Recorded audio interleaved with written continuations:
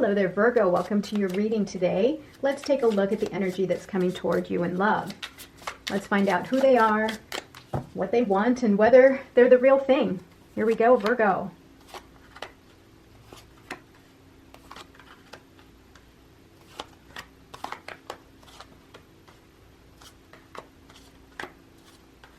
All right, bottom of the deck here, the Star card. So you're going through a lot of healing, right? And know that everything that you're wishing for, Virgo, is coming your way. Whatever it is that the struggles that you've gone through, it's over. It's time for you to heal. It's time for you to let go. It's time for you to move forward.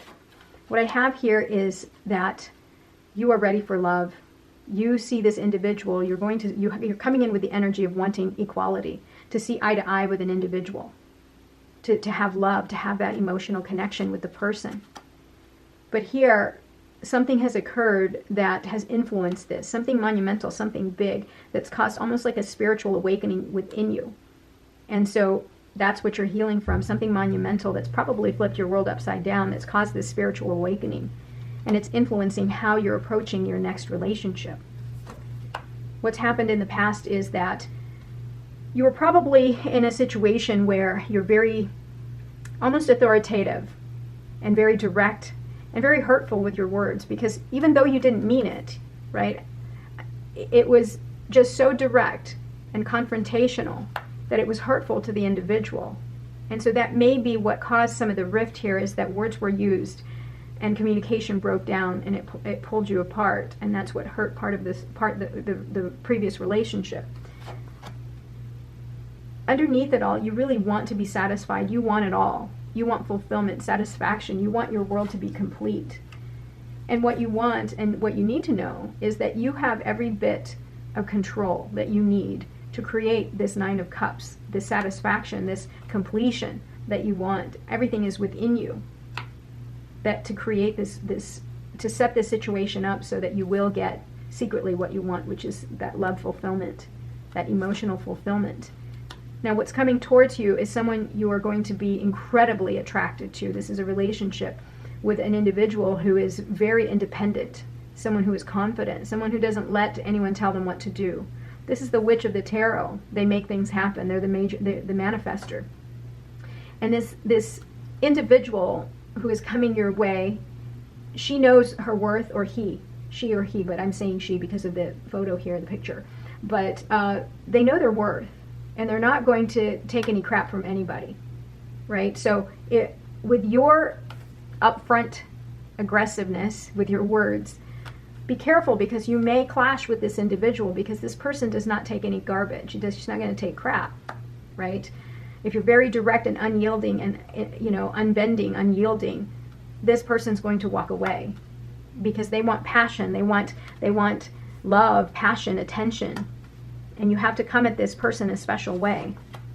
You do want to start something new. Definitely start something new, and perhaps give this a chance. The person that's coming towards you is having to make a big decision. There's a part of them, because they've covered their heart here, they're hurt. They don't want to see the situation for what it is. They've covered themselves up.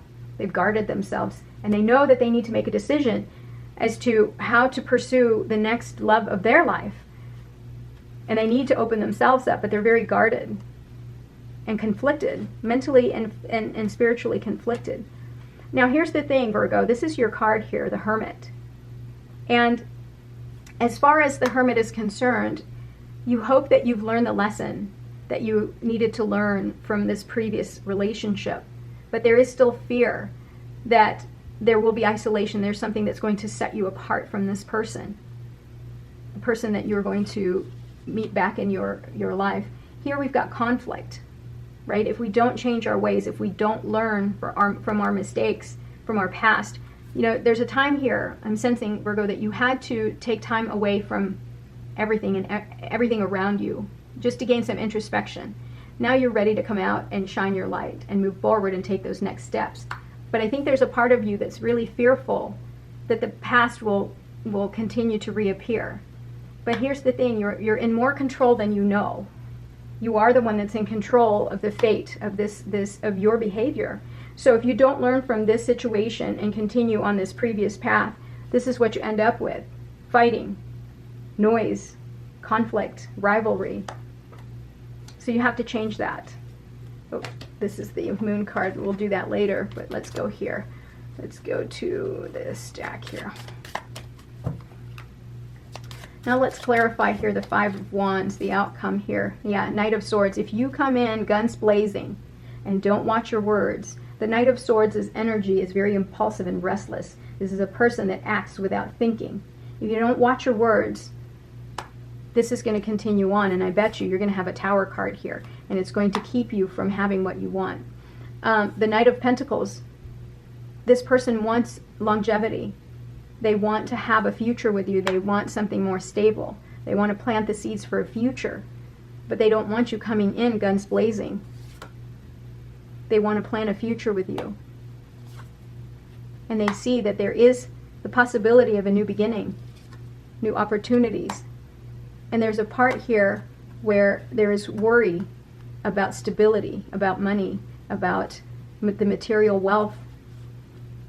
But what this is also saying is that you have to change your attitude about what you've lost in the past. And that's not something that defines you or this relationship. Let's clarify the Two of Swords here.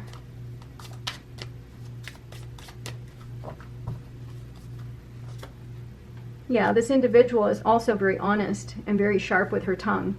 Again, I'm using the word her just because it's a female here, but certainly this can apply to a male too. Somebody that's very sharp with their tongue, and here's the problem here.